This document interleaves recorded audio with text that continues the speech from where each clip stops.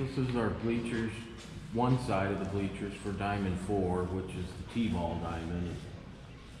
We brought it up to the shop, sanded it down, painted it up. It's a good inside job, cold day. Okay, so here we have our Mack roll-off truck.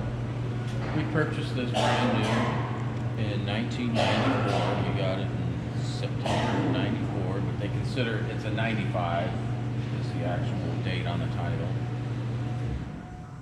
We don't use it as much now, but it did get a lot of use when we were hauling our own trash, and we recently had it inspected.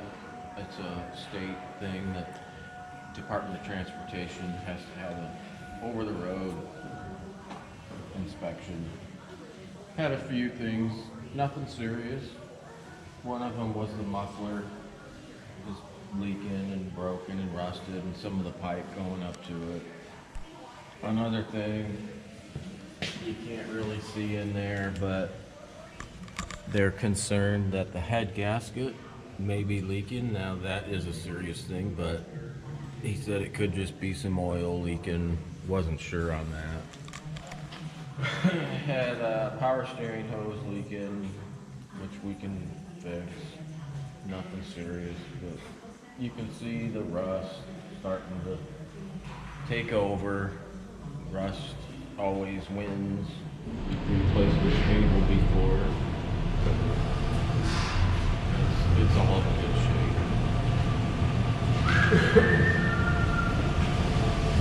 Fenders have been replaced twice.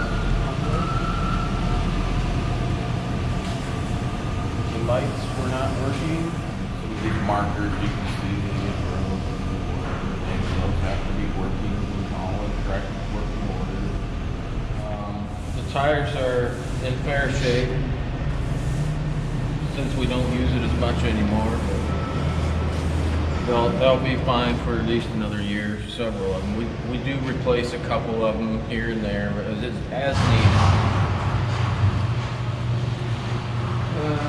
Let's see, here on this side, nothing major. Here's the inside.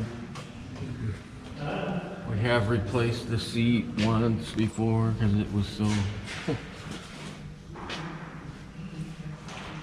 It's pretty simple truck. It's nothing luxury about it.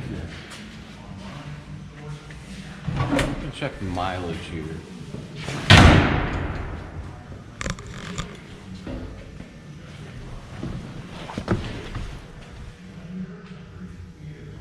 It's got 346,000 on there, but there's a tag on the door because they had to replace the gauge, so they put this on here, the original mileage. So you add that 35,900, so 40,000 to that 300 and close to 400,000 on it. Brakes are all in good shape. We had the clutch adjusted, and the steering was aligned. We had an alignment done. They said everything looked good on the front end and the components, tie rods and all that, kingpins. They said we're in real good shape for its age. So really, I mean, the next major thing is that head gasket. If it is, or gets worse, or if it is leaking, that's going to be a major expense. Several $1,000s probably to fix that. All the rest of the stuff that they inspected, thinking we can get fixed and repaired and the way it should be with less than $1,000 with the muffler pipe and the hoses and the lights and stuff. Nothing real major. So here we are on the gym floor, the Armory, our rental facility. Had some people questioning the finish on the floor, how it needs to be redone. As you can see, the finish is worn off in a lot of places. places. And a lot of scratches. This is a 120 by 61. The entryways, like over here where people come in and out, that's really wore. The finish goes right down to the wood.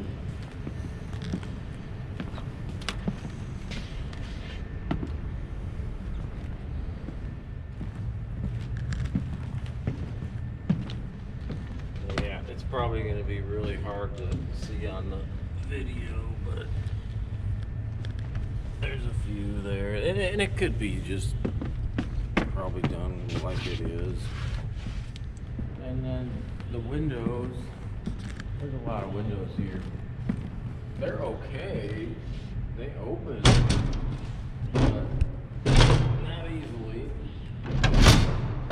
and they're really drafty. They're just single pane, all windows. That's another thing that's on the wish list, new windows. So this is our refuse roll-off compactor. We change these out, the container part when it's full. That's the compactor. That's the hopper. You dump from up above. All the hydraulics and electronics are down here in it.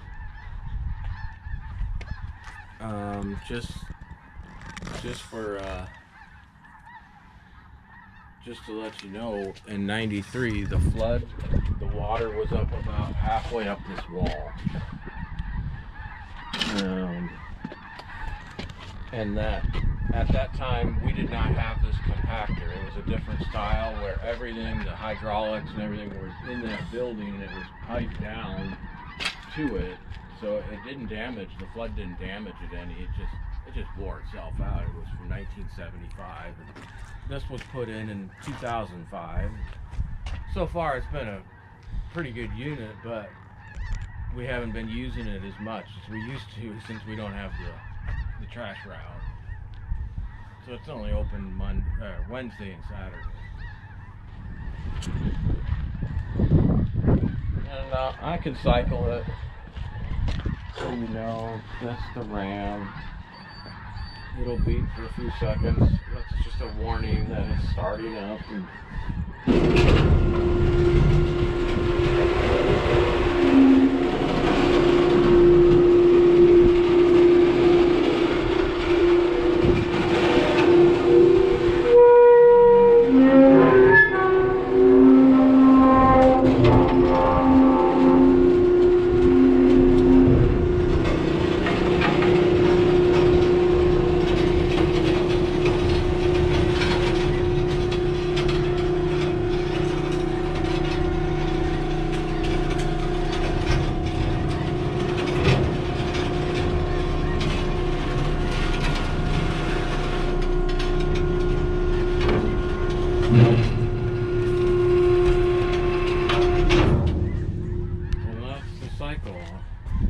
And then it all gets pushed into this container. It holds about, it depends on the weather a lot, on the weight. If it's a wet time of year or week, I mean, it could get 8, 9, 10 ton, but the generally is 6 to 7 tons it'll pack in there. And as far as it lasting, that's anybody's guess.